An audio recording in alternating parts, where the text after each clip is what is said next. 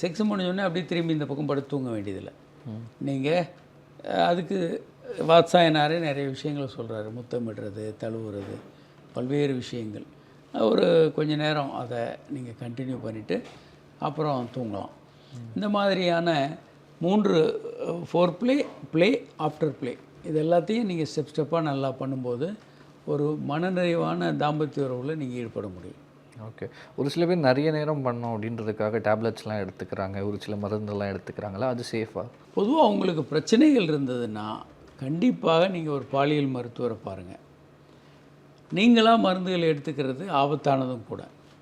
பாலியல் மருத்துவர் பார்த்திங்கன்னா உங்களுக்கு தேவையான செக்கப் பண்ணுவாங்க. பல காரணங்கள் இருக்குது இந்த பிரச்சனைகள் வர்றதுக்கு. இரத்த நாளங்களில் வர்ற குறைபாடு, ஹார்மோன்ஸ் பிரச்சனை, நரம்புகள் பாதிப்பு, மன அழுத்தம், பதட்டம், ஆணுறுப்பில் வர்ற பிரச்சனைகள், மெட்டபாலிக், இன்னும் நீங்கள் சாப்பிடக்கூடிய மருந்து மாத்திரைகள், உங்களுக்குள்ள நோய்கள், ஏராளமான காரணங்கள் இருக்குது.